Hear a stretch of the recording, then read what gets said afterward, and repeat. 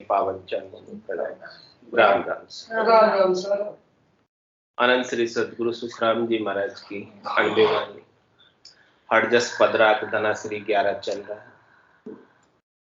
महाराज फरमाया, जगत अचाई मीत करे, फेर फार नहीं कोई। राम जग के माय है रे, जगत राम में हो। जगत अचाई मीत करे, फेर फार नहीं कोई। राम जग के माय है रे, जगत राम में हो। माया हर तो एक है रे, न्यारा सुनियो नहीं कोई। रूख बीज के माय है रे, बीज रूख में हो। माया हर तो एक है रे, न्यारा सुनियो नहीं कोई। रूख बीज के माय है रे, बीज रूख में हो। जगत अचाई मीत करे, फेर फार नहीं कोई। राम जग के माय है रे, जगत राम में हो। जे मन अन तो एक है रे, नार पुरुष नहीं दोय। जो जन जब ही समझिया रे, जात्या हर ही होय।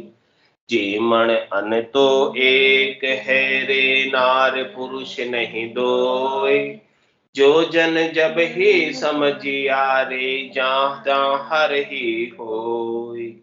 जगत अचाई मीत करे, फेर फार नहीं कोई। राम जग के माय है रे, जगत राम में हो। वो धरणी माय है रे, धरण कुआ में होय। यूं गड़ो जल एक है रे, केवत कइये दो। वो धरणी माय है रे, धरण कुआ में होय। यूं गड़ो जल एक है रे, केवत कइये दोय। जगत अचाई मीत करे, फेर फार नहीं कोई। राम जग के माय है रे, जगत राम में हो। दोय कहूँ तो एक है रे, एक कहूँ तो दोय। दोय कहूँ जहाँ बहुत है रे, गिनत न आवे कोई। दोय कहूँ तो एक है रे, एक कहूँ तो दोय। दोय कहूँ जहाँ बहुत है रे, गिनत न आवे कोई। जगत अचाई मीत करे, फेर फार नहीं कोई। राम जग के माय है रे, जगत राम में होय। पाप कहूँ जहाँ पुण्य है रे, पुण्य कहूँ जहाँ पाप। बाप कहे जहाँ पूत है रे, पूत कहूँ जहाँ बाप। पाप कहे जहाँ पुण्य है रे, पुण्य कहे जहाँ पाप। पाप कहे जहाँ पूत है रे, पूत कहे जहाँ बाप। जगत अचाई मीत करे, फेर फार नहीं कोई। राम जग के माय है रे, जगत राम में हो। जोग कहे जा भोग है रे, भोग कहे जहीं जोग। दुख कहूँ जा सुख है रे, निर्मल कहूँ जहाँ रोग। जोग कहे जा भोग है रे, भोग कहूँ जाए जोग। दुख कहे जा सुख है रे, निर्मल कहे जहाँ रोग। जगत अचाई मीत करे, फेर पार नहीं कोई। राम जग के माय है रे, जगत राम में होय। मौत कहे जा जन्म है रे, जन्म जहाँ मर जाए। अमी कहूँ जा विष है रे, विष जा इमरत थाय। मौत कहे जा जन्म है रे, जन्म जहाँ मर जाए। अमी कहे जा विष है रे विष जा इमरत थाय। जगत अचाई मीत करे फेर फार नहीं कोई। राम जग के माय है रे जगत राममय होय। ब्रह्म ज्ञानी नर एक है रे बरते है प्रगटे दोय। तीनों 14 लोक मेरे जोड़े बिना नहीं कोई।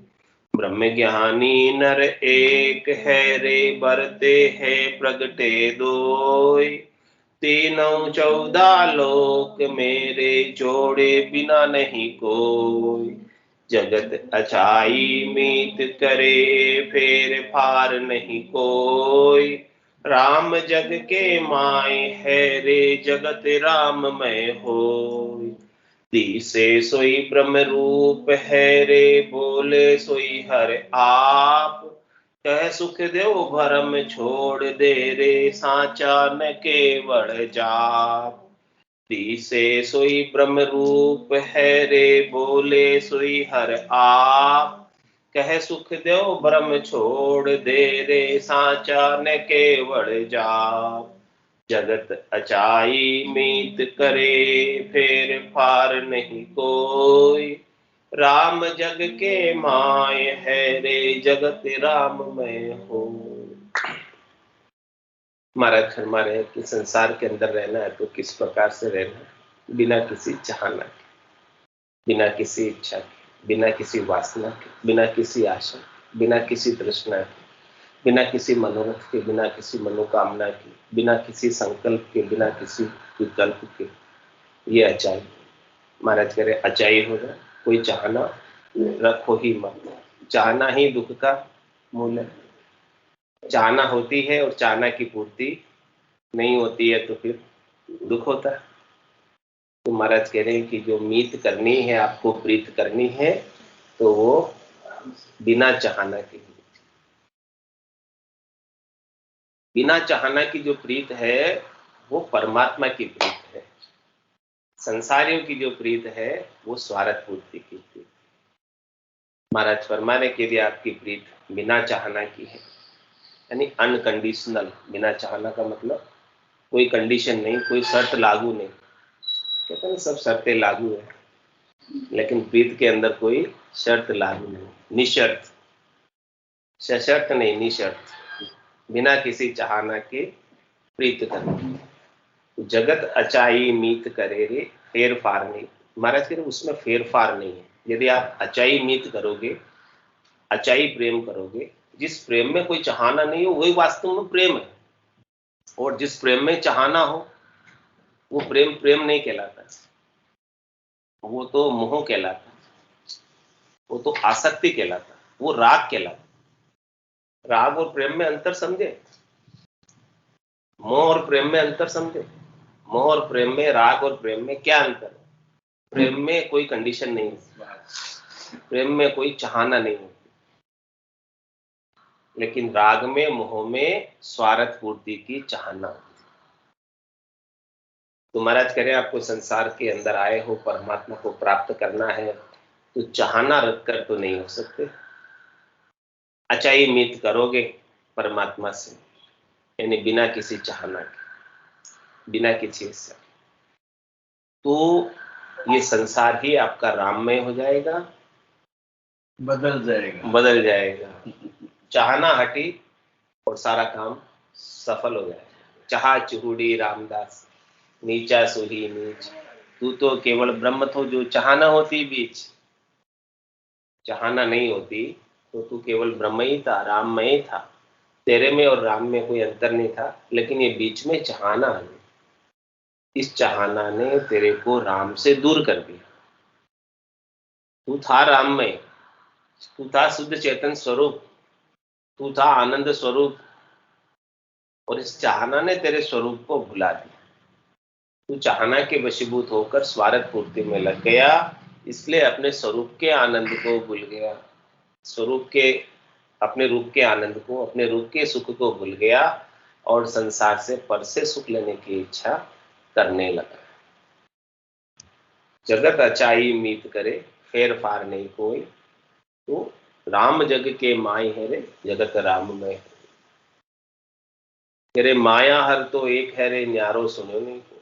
माया और हरि में कोई अंतर नहीं है, एक ही है। जिस प्रकार से कल अपन ने बात की थी, वार्ता की थी कि भाई जल और जल की लहर, सूर्य और सूर्य की किरण, स्वर्ण और स्वर्ण का आभूषण। स्वर्ण आभूषण के अंदर क्या है? मूल रूप से स्वर्ण है, भले रूप अलग अलग। इसी प्रकार से महाराज फरमाए कि दृश्य जगत है, इसके रूप सबके अलग अलग है, लेकिन सबके अंदर परमात्मा आत्मा मूलभूत रूप से द्रव्य रूप से स्वर्ण है। जैसे सभी आभूषणों में, वैसे ही सबके अंदर आत्मा रूप में परमात्मा है। तो उसमें कोई अंतर नहीं, फेर फार नहीं। महाराज कहें तो वो दृष्टि आप लेकर आओ। वो दृष्टि जब आप में आ जाएगी मूल तत्व पर, मूल ज्ञान पर, मूल वस्तु पर, तो फिर बाहर के सारे भेद है वो सब मिट जाएंगे। बाहर के जितने भी विभाग हैं वो सब मिट जाएंगे। बाहर के जितने भी द्वैत दर्शन हो रहे हैं वो सब मिट जाएंगे। द्वैत से अद्वैत पर आ जाओगे, भेद से अभेद पर आ जाओगे, और विभाग से हटकर स्वभाव पे आ जाओगे। विभाग के ही विभाग होते हैं, जैसे विभाग मिटे और स्वभाव में आए। विभाग मिटे तो विभाव मिटे, विभाव मिटे तो स्वभाव में आ गए, अपने मूल स्वरूप में आ गए। तो माया हर तो एक है रे, न्यारा सुनियो नहीं कोई। रूख बीज के माई है रे, बीज रूख लो। तो दृष्टांत देकर महाराज ने पूरा समझाया है इसको। ये वृक्ष के अंदर बीज होता है और बीज से पूरा वृक्ष दिखाई देता है। तो जैसे बीज से वृक्ष दिखाई दे रहा है तो बीज का विराट रूप है, इसी प्रकार से संसार जो दिखाई दे रहा है ये परमात्मा का विराट रूप है, परमात्मा का ही दर्शन है इस संसार में। उस बीज में से ही वृक्ष निकसा है, ऐसे ही ये परमात्मा रूपी बीज में से ये सारा दृश्य जगत संसार निकसा है, प्रकट हुआ, प्रकटीकरण हुआ। उसमें था पहले से समाया हुआ, जो बाहर निकला दिख रहा है अपने को। और आगे महाराज दृष्टांत देकर समझा रहे, जीवन अन्न तो एक है रे, नार पुरुष नहीं तो। क्या करें? आप भोजन कीमते हो तो भोजन किससे बनाते हो? अन्न से बनाते हो। तो अन्न तो एक ही है, लेकिन उससे कितने प्रकार के व्यंजन बनाते हैं स्वादिष्ट, कितने प्रकार की मिठाइयां बनाते हैं। अन्न तो एक ही है, मूलभूत द्रव्य तो एक ही है उसमें, लेकिन उसके अलग अलग स्वाद के अनुसार अलग अलग चीजों का मिश्रण करके, किसी में शक्कर डालते हो, किसी में घी डालते हो, अलग अलग चीजें मिलाकर, कोई तेल के साथ बनाते हो, अलग अलग चीजों के साथ, किसी में मसाले डालते हो, चटपटे बनाते हो, अलग अलग स्वाद के आप अन्न से, अन्न तो वही है, लेकिन सबसे अलग अलग स्वादों के आप 56 भोग बना देते हो अलग अलग। तो कह रहे उसमें मूलभूत तत्व क्या है? अन्न है मूलभूत तत्व, उसको पहचानो। स्वाद तो सबके अलग अलग हो सकते हैं, रूप तो सबके अलग अलग हो सकते हैं, रंग तो सबके अलग अलग हो सकते हैं, वर्ण तो सबके अलग अलग हो सकते हैं, लेकिन सब में मूलभूत द्रव्य अन्न है। अन्न के दृष्टांत के माध्यम से अपने को परमात्मा के बारे में समझा रहे हैं कि भाई परमात्मा मूलभूत द्रव्य रूप में सबके अंदर विद्यमान है। जैसे 56 भोगों में अन्न प्रधान है, अन्न के बिना 56 भोग नहीं बन सकते, इसीलिए तो अन्न की महत्ता है। पूजा करते हैं तो उसमें आखा रखा जाता है, अन्न वो मूलभूत द्रव्य के रूप में रखा जाता है। उसकी महत्ता इसलिए रखा जाता है कि भाई मूल चीज तो यही है। फिर आप 56 भोग वगैरह सब बनते हैं, सब इसी से बनते हैं। तो ये रख लिया तो सब हो गए, उन्होंने देवता ने सब मान लिया कि आपके आखा रख दिया तो मतलब सब हो गया, हमारे मूल चीज रख दिया। इसी प्रकार से महाराज में जिसने मूल चीज को पकड़ लिया, मूल को पकड़ लिया, वृक्ष की मूल में जिसने जल का सिंचन कर दिया, उसको पत्ते को, फल को, फूल को, शाखा को, टहनी को, किसी को अलग अलग से जल पिलाने की आवश्यकता रहेगी। महाराज के मूल पर आओ, मूल ज्ञान को समझो। मूल चीज क्या है? वो परमात्मा मूल है सब, उसी से सब निकसे हैं, उसी से सब शक्ति प्राप्त करते हैं। उसी से सब क्रियाशील है, उसी से सब संसार चल रहा है। वही संसार की नियंता है, वही संसार को नियमित करने वाले, चलाने वाले, रेगुलेट करने वाले। उनके बिना एक पत्ता भी नहीं हिलता, उनकी आज्ञा के बिना जो कुछ भी हो रहा है वो सब परमात्मा की आज्ञा से ही हो रहा है। तो जीमण अन्न तो एक है रे, तो एक ही है अन्न तो सब में। जीमण अलग अलग प्रकार के, अलग अलग स्वाद है सबके। इसी प्रकार से अपने को अलग अलग रूप दिख रहे हैं, लेकिन सब में परमात्मा तो एक ही है। और क्या कहते हैं, नार पुरुष नहीं दो, नारी और पुरुष भी दो नहीं। शरीर की दृष्टि से दो है, शरीर नारी का अलग है, पुरुष का अलग शरीर। शरीर की आकृति में थोड़ा सा अंतर है, वो तो आकार में अंतर, लेकिन उन दोनों के, नारी के अंदर और पुरुष के अंदर आत्मा तो एक ही है। आत्मा तो अलग नहीं है, चाहे नारी की आत्मा हो चाहे नर की आत्मा हो। नर और नारी में आत्म दृष्टि से देखें तो कोई भेद नहीं है, और शरीर दृष्टि से देखें तो भेद है, क्योंकि शरीर की आकृति में अंतर है। तो महाराज चेहरे आपकी दृष्टि किस पे होनी चाहिए? आत्मा। आत्म दृष्टि आएगी, शरीर का भेद मिटेगा, माया का भेद मिटेगा, आकार का भेद मिटेगा, आवरण का भेद मिटेगा, छिलकों का भेद मिटेगा ऊपर, तब आपको मूल चीज प्राप्त होगी। जब तक आप आकार के भेद में रहोगे, ऊपर के आवरण के भेद में रहोगे, ऊपर के लिबास के भेद में रहोगे, तब तक आपको भीतर की मूल चीज प्राप्त ही नहीं होगी, और मूल चीज से आप वंचित रह जाओगे। इसलिए मूल चीज समझा रहे कि नर और नारी में भी कोई भेद नहीं है, दोनों की आत्मा द्रव्य रूप से एक ही है, मूल रूप से एक ही है, अलग नहीं है। दोनों की आत्मा परमात्मा का अंश है, दोनों के अंदर परमात्मा विराजमान है समान रूप से। तन देवल बिच आत्म देवा, निर्गुण भक्ति भजन है वे। अब वो तन किसका है? चाहे नर का है तन, चाहे नारी का तन है, दोनों ही तनों के बीच में आत्मदेव तो चेतन तत्व के रूप में विराजमान है ही। उनको तरफ अपनी दृष्टि करनी, उनके तरफ अपने को सन्मुख होना, तब वो दिखाई देंगे। जब तक अपनी दृष्टि शरीर पर होती है, तब तक अपन मूल द्रव्य से, आत्म द्रव्य से विमुख होते। महाराज के शरीर से दृष्टि को हटाओ और परमात्मा के ऊपर दृष्टि करो, जो हर तन के अंदर विद्यमान है। कोई भी तन उसके बिना खाली नहीं। सब गट तेरे साईया, खाली गट नहीं कोई, बलिहारी हुआ गट ने जामे प्रगट। कोई भी गट, कोई भी शरीर परमात्मा के बिना रिश्ता नहीं है, खाली नहीं। बलिहारी उसी गट की है जिस गट में ऐसी आत्म दृष्टि आ गई, परमात्म दृष्टि आ गई, जिसने आत्मा के आनंद का, परमात्मा के आनंद का बोध कर लिया, ज्ञान का। तो जीवन अन्न तो एक है रे, नार पुरुष नहीं दो ही, दो अलग अलग नहीं है। जो जन जब ही समझ आ रे जहां त्यां हरि। क्या करे महाराज, ये बात जिस जन को जिस समय समझ में आ गई, उसके लिए उसी समय सब जगह परमात्मा प्रकट हो गए।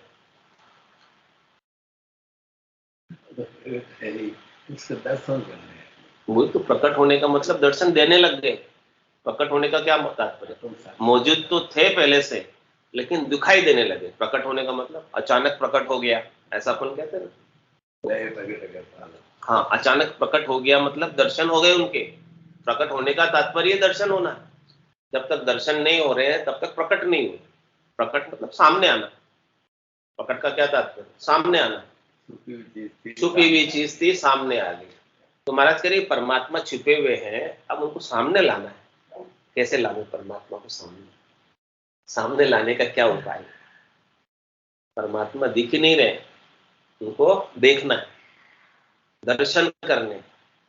उनके दर्शन नहीं हो रहे, दर्शन करने। तो महाराज कह रहे कि दर्शन ऐसे होंगे। कैसे? कि जीवन अनंत तो एक हरे, नार पुरुष नहीं दो। जिस प्रकार से अन्न सबका मूलभूत द्रव्य है, सारे 56 भोगों का। चाहे कोई सा भी व्यंजन बनाया, सबके अंदर मूलभूत अन्न को देखो।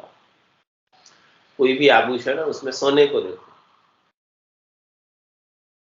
सारे नर नारी है उसके अंदर आत्मा को देखो। तो महाराज फरमा दे कि जिसकी ऐसी दृष्टि आ गई, जिसको ये देखना आ गई, जिसको ऐसी सूझ आ गई, जिसको ऐसी समझ आ गई, तो महाराज फरमा रहे हैं कि जो जन जब ही समझ ही आ रहे, इस बात को जिस जन ने समझ लिया जहां त्या हरि को, फिर उसके लिए जिधर भी वो दृष्टि डालेगा, क्या उसे हरि के दर्शन नहीं होंगे? क्या उसे हरि के दर्शन नहीं होंगे? आपको देख रहा है तो आप में हरि, इनको देख रहा तो इनमें हरि, इनको देख रहा तो इनमें हरि।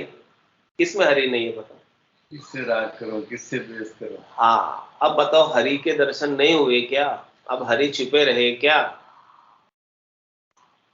अब तो ऐसी बात समझ में जब आ जाए तो फिर हरि छुपे नहीं रह सकते, हरि को प्रत्यक्ष रूप से दर्शन देने ही पड़ते हैं, और देते ही है, दे ही रहे। लेकिन अपन मानते नहीं है कि इनमें परमात्मा है। महाराज स्वयं आप मानने लग जाओ, समझने लग जाओ कि परमात्मा ही है, परमात्मा के सिवाय दूसरा नहीं है, तो दर्शन देने लग जाए। अपनी श्रद्धा ही नहीं है, विश्वास ही नहीं है, इसलिए दर्शन नहीं है। आप में श्रद्धा हो जाए कि परमात्मा ही है, दूसरे नहीं है, दूसरा हो भी नहीं सकता। कैसे हो सकता है? यानी दूसरे किसी की सत्ता है ही नहीं, दूसरे किसी का वजूद है ही नहीं, केवल वजूद है, सत्ता है तो अस्तित्व की है, और वो अस्तित्व ही परमात्मा है। व्यक्तित्व का कोई वजूद नहीं, व्यक्तित्व का कोई अस्तित्व नहीं है, अस्तित्व तो अस्तित्व का ही है। व्यक्तित्व तो थोड़ी देर के लिए बना है और फिर बिगड़ जाए। सच्ची चीज क्या? सच्ची चीज परमात्मा है, सच्ची चीज परमात्मा है। व्यक्तित्व जो भी बना है वो अवस्था है,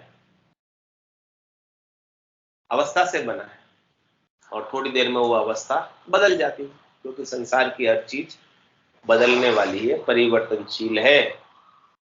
यहाँ की अवस्थाएं सब बदलती रहती है, तो क्या आप अवस्था पर दृष्टि रखना पसंद करोगे, या जो स्थिर है उसके ऊपर दृष्टि रखना पसंद करोगे? जो अवस्था से रहित है, जिसमें कोई बदलाव आता नहीं, अवस्था कैसी भी हो जाए, लेकिन अपनी दृष्टि हमेशा अवस्था पर रहती है। अपन अवस्था को ही देखते हैं। अपने पास ये आत्मा की आंखें है। हाँ, वो दृष्टि नहीं है, वो दृष्टि दे रहे हैं सदगुरु अपने को कि आप अवस्था से ऊपर उठकर देखो, दिव्य दृष्टि से देखो, अवस्था से ऊपर उठकर देखो। अवस्था में आपको परमात्मा दिखाई नहीं देंगे, क्योंकि अवस्था में तो जिसकी जैसी अवस्था वही दिखाई देगा। आप अवस्था से ऊपर उठोगे तब जाके परमात्मा दिखेंगे। जब तक आप अवस्था को देखते रहोगे तब तक परमात्मा कैसे दिखेंगे? अवस्था से कोई पढ़ा लिखा हो सकता है, बिना पढ़ा लिखा हो सकता है, ऊंची जाति का हो सकता है, नीची जाति का हो सकता है, बालक हो सकता है, जवान हो सकता है, वृद्ध हो सकता है, स्त्री हो सकती है, पुरुष हो सकता है, भिखारी हो सकता है, श्रीमंत हो सकता है, नहीं हो सकता, सभी अवस्थाएं हैं। और ये अवस्थाएं तो सबकी बदलती रहती है, किसी की भी अवस्था स्थिर नहीं रहती। ये नियम है संसार का। तो अपने को दृष्टि बदलाव पर नहीं होकर जो स्थिर तत्व है, आत्म तत्व, जो परमात्मा का अंश है, उसके ऊपर हमारी दृष्टि हो जाए, केंद्रित हो जाए उसके ऊपर, तो महाराज कह रहे जहां त्या हरि ही हुई, तो फिर आपको हरि के सिवाय दूसरा और कोई नजर आएगा ही नहीं, दिखेगा ही नहीं। तो फिर बताओ माया का अस्तित्व रहा क्या, माया का वजूद रहा क्या? ये माया दिख ही नहीं रही है, मूलभूत द्रव्य ही दिख रहा है, स्वर्ण ही दिख रहा है, और हमें महत्व भी स्वर्ण का ही। अपन कोई भी खरीदने जाते हैं आभूषण भी, तो उसका जो मूल्यांकन होता है वो उसके अंदर मूलभूत सोना कितना है उसी के ऊपर होता है। 22 कैरेट है, 20 कैरेट है, 18 कैरेट है, उसमें कितना प्रतिशत स्वर्ण है उसी का ही वैल्यू है। इसी प्रकार से महाराज कह रहे हैं कि सारे आभूषण है, इसके अंदर भी वैल्यू किसकी है? वो आत्मा की वैल्यू। आत्मा इसमें से निकल जाए फिर शरीर क्या करे? कुछ काम का नहीं है। लकड़ों में जला दिया जाएगा, कुछ भी काम नहीं आएगा। तो वैल्यू किसकी हुई?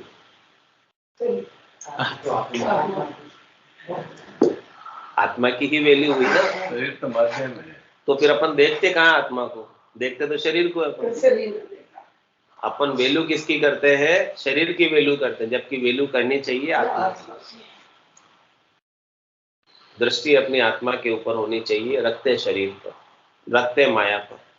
इसलिए माया दिखती है, इसलिए परमात्मा नहीं दिखते। जब आपकी दृष्टि आत्मा पर हो जाएगी तो फिर परमात्मा ही नजर आएंगे सब जगह। अपने स्वरूप में चली जाएगी। हाँ, अपने स्वरूप को जिसने पहचान लिया, अपने स्वरूप का जिसने बोध कर लिया, उसको सभी स्वरूपों में परमात्मा नजर आएगा। जिसने अपने स्वरूप का बोध नहीं किया, जिसने अपने स्वरूप को नहीं जाना, अपने आत्म स्वरूप को नहीं जाना, अपने परमात्म स्वरूप को नहीं जाना, उसकी दृष्टि हमेशा माया पर रहेगी। यानी जिसने अपने आप को जान लिया, उसके लिए सब परमात्मा में हो गया, सब समान हो गया। जिसने अपने आप को नहीं जाना, उसके लिए सारा माया है, सारा संसार है। तो जो जन जब ही समझिया रे, जात्या हरे ही हो। ये बात महाराज कह रहे समझ पर निर्भर करती, आपकी बुद्धि के ऊपर, विवेक जागृत होने पर निर्भर करती है, ज्ञान का बोध होने पर निर्भर करती है। और ज्ञान का बोध होने में कोई समय लगता है? ज्ञान का बोध तो तुरंत हो जाता है। बस कृपा होनी चाहिए सदगुरु। ज्ञान का बोध होते सदगुरु की कृपा से ही होता है ज्ञान का बोध। संतो कैया पत्नी आवे, वो संतो कैया पत्नी आवे, कृपा करे दया गुरुदेव जी। जब शिष्य का भ्रम, जब गुरुदेव जी की कृपा हो जाती है, सदगुरु की कृपा हो जाती है, तब शिष्य के सारे माया के भ्रम चले जाते हैं और मूल तत्व पर दृष्टि हुई हुई है। अपने सबके ऊपर कृपा हुई हुई है। हाँ, बता रहे बिल्कुल कृपा हो रखी है, सब जीवों पर हो रखी है। जो कुछ भी सत्संतों की, सदगुरु की वाणी को श्रवण कर रहे हैं, सबके ऊपर कृपा हो रही है, वाणी के माध्यम से कृपा हो रही है। तो जो जन जब ही समझिया रे, जाचा हरि ही हो। कुवो धरनी माई है रे, धरण कुआ में होय, जो गढ़ो जल एक है रे, केवट कहिए गुरु। और महाराज दृष्टांत देकर आगे भी समझा रहे हैं, जैसे जैसे जिस जीव को जो दृष्टांत दाया है वैसे समझ लो। कितने दृष्टांत दिए? कुवो धरनी माई है रे, और धरण कुआ में। कुआ कहाँ खोदा है? धरती में। धरती में ही खुदा कुआ। और फिर कुएं के पेंदे में क्या है? धरती, पेंदे में नीचे। एक में है कि नहीं? अलग है क्या? लेकिन पानी तो साइड से आधार तो धरती है। आधार तो धरती है ना। ऐसे ही महाराज फरमाने, परमात्मा नाम तो उसका कुआ है, कहते उसे कुआ है, लेकिन मूलभूत रूप से क्या? धरती है। धरती में थोड़ी गहरी जगह है बस, जिसमें पानी भरा हुआ, जो पानी का स्रोत है, अपन ने बनाया उसको। हाँ, तो महाराज कह रहे है तो मूल रूप से वो धरती ही, चाहे भले वो कुएं के रूप में कहला रही है। इसी प्रकार से आप मनुष्य के रूप में कहला रहे हो, लेकिन हो तो मूल रूप से परमात्मा ही। आप परमात्मा के सिवाय दूसरे नहीं हो, लेकिन आपकी क्षणिक अवस्था मनुष्य की है। जैसे धरती के अंदर कुआं खोद दिया तो उस जगह की धरती की क्षणिक अवस्था कुएं की हो गई, और वापस वहां किसी ने मिट्टी लाकर भर दी, कुआं भर दिया वापस, तो क्या हो जाएगा? धरती सपाट हो जाएगी वापस। ऐसा ही होगा कि नहीं होगा? तो आपकी क्षणिक अवस्था मनुष्य की बनी हुई, आपकी क्षणिक अवस्था नर की बनी हुई, आपकी क्षणिक अवस्था नारी की बनी हुई, लेकिन हो तो आप मूल रूप से परमात्मा ही। आप परमात्मा के सिवाय दूसरे हो ही नहीं, अपने आप को दूसरा मानो ही नहीं। अपन अपने आप को परमात्मा के सिवाय दूसरा मान लेते हैं, वही सबसे बड़ी गलती करते हैं।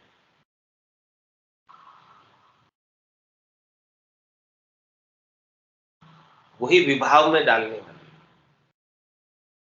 अपन शुद्ध चेतन आत्मा है जो परमात्मा का ही अंश है, परमात्मा का ही रूप है।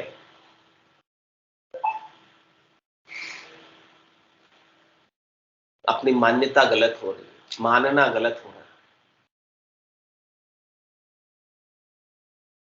है। अज्ञानता की वजह से, अज्ञता की वजह से, भोलप मेरे साइया मैं थी बड़ी बीमार, तुम सा प्रीतम छांड कर गई आन की। आप जैसे पतिस्वरूप परमात्मा के आनंद को छोड़कर, आपसे बिछूट कर शरीर के, संसार के, इंद्रियों के, वस्तुओं के सुख लेने चले गए। मैंने अपने आप को शरीर मान लिया और ये शरीर से संबद्ध संसार मेरा मान लिया। मैंने ये संसार मेरा, मैंने इनसे मोह कर लिया, मैंने आसक्ति कर ली, मैंने राग कर ली और मैं इसमें उलझ गई, फंस गई। अब जब तक संतों का, सदगुरु का, केवली भगवंतों का ज्ञान नहीं मिले, तब तक इस बंधन से मुझे कौन छुड़ाए, बाहर कैसे निकले। अज्ञतावश, ब्रह्मवश मैंने मेरी सारी आयु अवधि इसी में खो दी। मैं मेरी में अवध गमाए, जन्म बदी तो बाता, सिमरन सौदा कदे न कीनायो, हीर मुसायो। हे परमात्मा राम, मुझे आपकी याद कभी आई नहीं, मैंने आपको कभी जाना नहीं, मैंने आपके आनंद को कभी प्राप्त किया नहीं। बस इस शरीर और शरीर से संबद्ध संसार में ही, इन्हीं के सुखों में ही मैं लगी रही।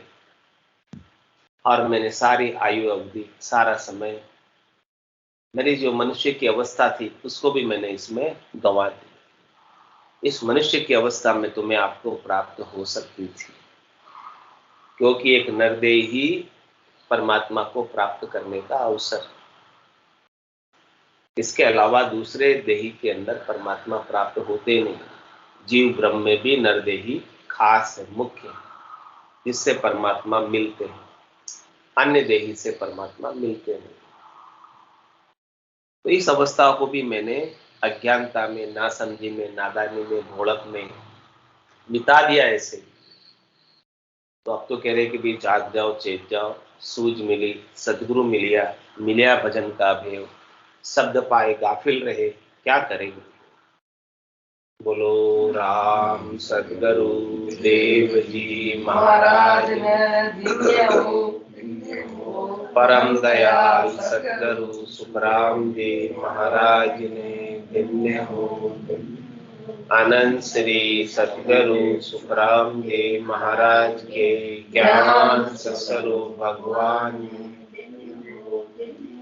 केवली भगवंता ने धन्य हो जीवातार मोक्ष के मालका ने धन्य हो अनंत कोटि संतान राम सभा में राम राम सारा राम राम राम राम राम राम राम राम राम राम सा राम राम सा सब संता